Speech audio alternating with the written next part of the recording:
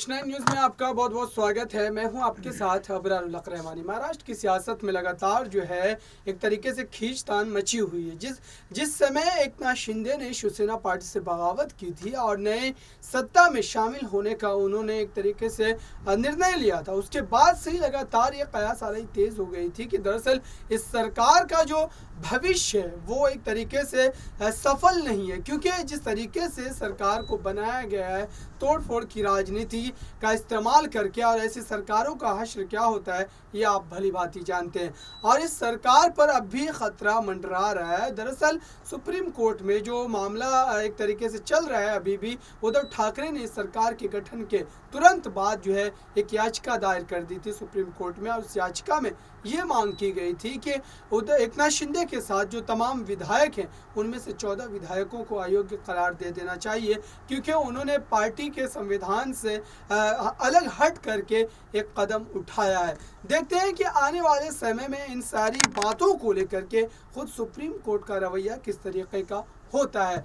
इस मसले पर विस्तार से बात करेंगे। मेरे साथ मौजूद है बात करने के लिए किरण जी, उनसे तमाम सवाल लेंगे और जानेंगे समझेंगे तमाम बारीकियों को कि किस तरीके से महाराष्ट्र में ये सरकार गिरी और नई सरकार में एकनाथ शिंदे मुख्यमंत्री बने, और अब मुख्यमंत्री बनने के बाद उनके लिए चुनौती आने वाले दिनों में क्या क्या सब पैदा हो सकती है। आपके लिए मेरा पहला प्रश्न ये रहेगा कि दरअसल देखिए कि लगातार महाराष्ट्र में नई सरकार गठन भी हो गया है, मंत्रिमंडल विस्तार भी हो गया, लेकिन उसके बावजूद भी डर जो है एकनाथ शिंदे को सता रहा है कि अगर सुप्रीम कोर्ट का फैसला उनके खिलाफ आता है तो फिर मुख्यमंत्री के कुर्सी जो है उनकी एक तरीके का जो उन्होंने सपना देख रखा है कि कार्यकाल वो पूरा करेंगे, वो सपना क्या उनका टूटता हुआ नजर आएगा, या फिर उद्धव ठाकरे के खिलाफ ही कोर्ट का फैसला आ जाएगा और ऐसे में खेल जो है वो उद्धव ठाकरे के साथ होता हुआ नजर आएगा। देखिए, सबसे पहले हम आपको बताते हैं कि महाराष्ट्र की सियासत में अभी संग्राम मचा हुआ है और वहाँ की राजनीति अभी गरमाई हुई है, और ऐसे तमाम मुद्दे हैं जो महाराष्ट्र की राजनीति को गरमाने में लगे हुए हैं। जैसे कि हम बीएमसी चुनाव की बात करें, शिवसेना को लेकर बात करें, और अगर हम बात करें दशहरा रैली को। लेकिन आज की इस डिबेट में हमारा मेन मुद्दा है शिवसेना को लेकर। तो देखिए, शिवसेना के दो धड़े हो चुके हैं, एक उद्धव ठाकरे और एक एकनाथ शिंदे गुट। अब दोनों ही गुटों के बीच में अब लड़ाई इस बात की है कि जो सुप्रीम कोर्ट पे जो फैसला जो मामला गया हुआ है कि शिवसेना किसकी होगी, इसको लेकर सुप्रीम कोर्ट की तरफ से पांच जजों की बेंच संवैधानिक पीठ बनाई गई है। और अब देखना ये है कि जो 5 जजों की जो बेंच है वो किसके पक्ष में फैसला लेती है। और अभी जो पिछली कार्रवाई हुई थी, पिछली सुनवाई हुई थी, वो हुई थी 7 सितंबर को। उसके बाद अभी अगली सुनवाई होनी है 27 सितंबर को।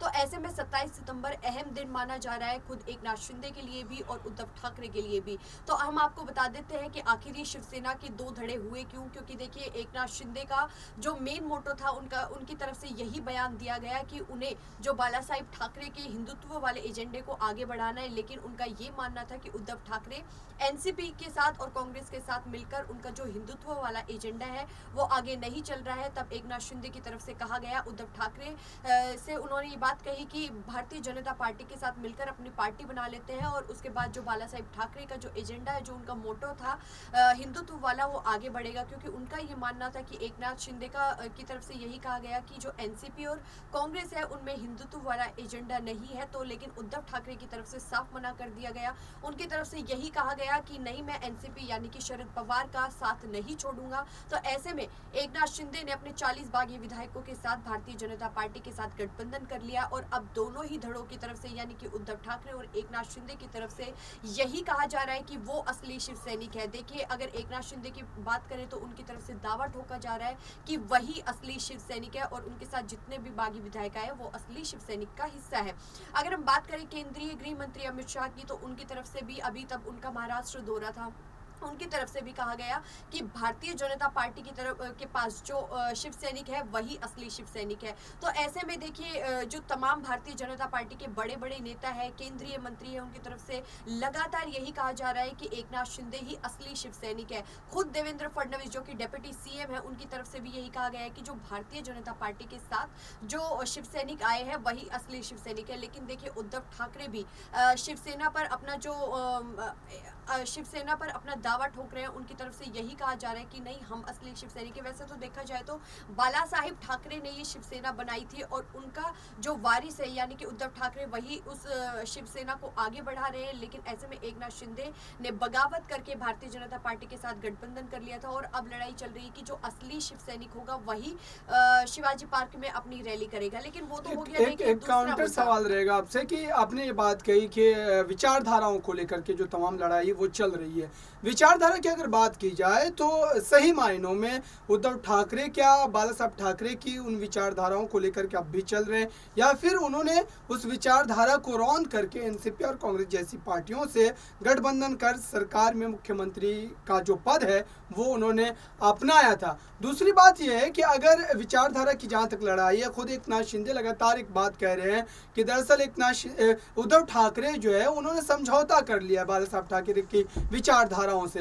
तो ऐसे में बीएमसी चुनाव को अगर मद्देनजर रखते हुए हम तमाम बातें यहाँ पर अगर करने की कोशिश करें तो आपको क्या लगता है कि बीएमसी चुनाव में विचारधारा की अगर लड़ाई होगी तो यहाँ पर क्या एकनाथ शिंदे बाजी मारते नजर आएंगे, या फिर उद्धव ठाकरे जनता के बीच अपने पिता के उस छवि को दिखा करके, पिता से खुद को जोड़ करके, क्योंकि एक भावनात्मक मुद्दा है, इस मुद्दे पर जनता का समर्थन भी मिलता हुआ नजर आता है। तो ऐसे में क्या विचारधारा की अगर लड़ाई होगी तो बीएमसी चुनाव में आपके नजरिए से किसकी जीत होती नजर आ रही? क्या उद्धव ठाकरे जीतेंगे या फिर एकनाथ शिंदे बाजी मार जाएंगे? देखिए, शिवसैनिक की अगर हम बात करें तो वैसे तो दोनों ही धड़ों की तरफ से ही दावा किया जा रहा है कि हम ही असली शिवसैनिक है, लेकिन वो जनता को तय करना है कि असली शिवसैनिक कौन है।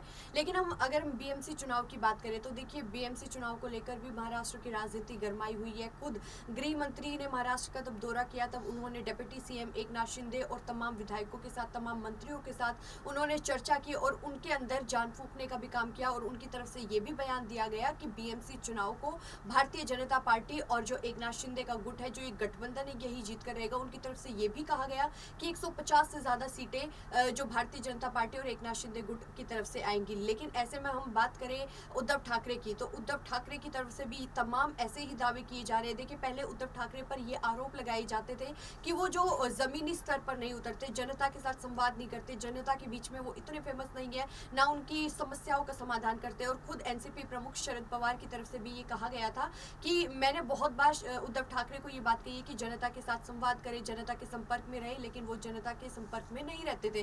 तो ऐसे तमाम आरोप उद्धव ठाकरे पर लगाए जाते थे और यही बात ही एकनाथ शिंदे की तरफ से भी कही गई थी। लेकिन अब तब शिवसेना के दो धड़े हो गए। उसके बाद हम उद्धव ठाकरे का और खुद आदित्य ठाकरे का जो रुख है वो बदलता हुआ उनका नजर आ रहा है। वो छोटे छोटे दलों के साथ संवाद कर रहे हैं, उनके साथ संपर्क में आ रहे हैं और उन्हें अपने साथ जोड़ रहे हैं और देखिए जनता से बातचीत करने की कोशिश कर रहे हैं। तो ऐसे में अब उद्धव ठाकरे के सामने बड़ी चुनौती है। सबसे पहले तो बीएमसी चुनाव को लेकर, दूसरी शिवसेना को लेकर और तीसरी दशहरा रैली को लेकर। तो ऐसे में देखना ये होगा कि जनता किसके पक्ष में जाएगी, जनता किसे असली शिवसैनिक समझेगी। क्योंकि देखिए, खुद देवेंद्र फडणवीस की तरफ से किरण, यहाँ पर अगर हम एक बात समझने की कोशिश करें कि महाराष्ट्र में अगर मुंबई की खास तौर से बात की जाए तो वहाँ पर जो तमाम विधायक जीत करके आए थे शिवसेना के सिंबल पर, तो वो अभी भी उद्धव ठाकरे गुट के साथ बने हुए। तो ऐसे में क्या उद्धव ठाकरे की शिवसेना को बीएमसी चुनाव में बढ़त मिलती नजर आएगी? और अगर यहाँ पर देखें हम एकनाथ शिंदे की उन तमाम दावेदारी को, वो जिस तरीके से कह रहे हैं कि अभी जितने विधायक उनके साथ बने हुए हैं विधानसभा चुनाव में भी वो एक बार जीत करके आएंगे, तो अगर एकनाथ शिंदे की सियासी हैसियत पर वहाँ पर अगर आप नज़र दौड़ाएंगे तो वहाँ पर थाने, जिला और पालघर, कल्याण जैसे इलाकों को अगर आप छोड़ दें तो वहाँ पर उनकी उस तरीके की सियासी हैसियत नहीं देखने को मिलती है।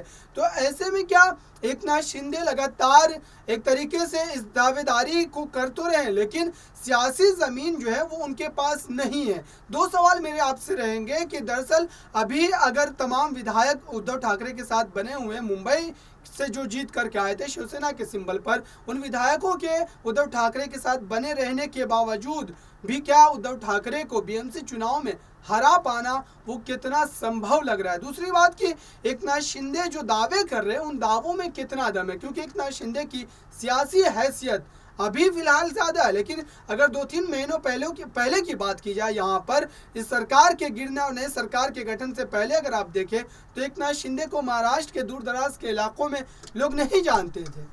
देखिए, उद्धव ठाकरे की जो शिवसेना है वो करीब 1.5 दशकों से उन्होंने बीएमसी पर अपना कब्जा जमाया है और इस बार भी उद्धव ठाकरे की तरफ से यही कहा जा रहा है कि वो बीएमसी चुनाव में अपनी धरपकड़ को वही बरकरार रखेंगे और अपना रिकॉर्ड कायम करेंगे। लेकिन ऐसे में देखिए, जो एकनाथ शिंदे के साथ जो 40 बागी विधायक गए हैं और उनकी अगर हम बात करें तो उन बागी विधायकों की तरफ से अब दोबारा से ये संभव है कि उनकी तरफ से बगावत फिर से की जा सकती है, क्योंकि उन्हें जो डिपार्टमेंट चाहिए था अभी वो डिपार्टमेंट उन्हें मिल नहीं रहा है। जो एकनाथ शिंदे के साथ वो जिस लालच से आए थे, ये बताया जा रहा है कि विधायकों को यही लालच था कि उन्हें अच्छा डिपार्टमेंट मिल जाएगा, जो शिवसेना और एनसीपी और कांग्रेस यानी कि महाविकास आघाड़ी सरकार में उन्हें नहीं मिला। तो ऐसे में अब अगर उन्हें दूसरा कैबिनेट विस्तार होता है एकनाथ शिंदे का, तब अगर उन्हें अच्छा डिपार्टमेंट नहीं मिला तो ऐसे में अब संभव ये भी है कि वो 40 बागी विधायक थे वो फिर से उद्धव ठाकरे के समर्थन में चले जाएंगे। लेकिन ऐसे में देखिए, देखना ये भी दिलचस्प होगा कि जो बीएमसी चुनाव को लेकर लगातार तमाम दावे किए जा रहे हैं, खुद एकनाथ शिंदे की तरफ से, उद्धव ठाकरे की तरफ से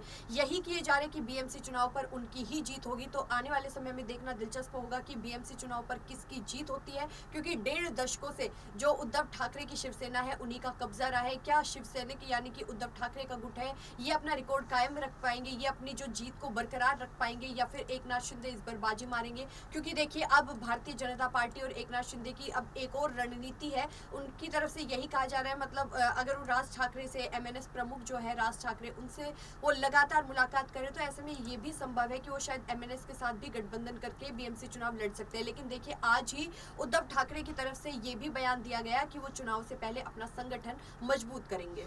बिल्कुल, यहाँ पे किरण ने तमाम बातों को बेहतरीन तरीके से समझाने की कोशिश की है और तमाम मुद्दों पर रोशनी भी डाली है। देखते हैं कि महाराष्ट्र में जिस तरीके से तमाम सियासी उठापटक देखने को मिल रही है उसका अंत दरअसल कब होगा और कब महाराष्ट्र की सियासत में एक स्थिर सरकार देखने को मिलेगी। इस खास कार्यक्रम में इतना ही। देखते रहिए ताज़ा तरीन खबरों के लिए नेक्स्ट 9 न्यूज़ को। धन्यवाद।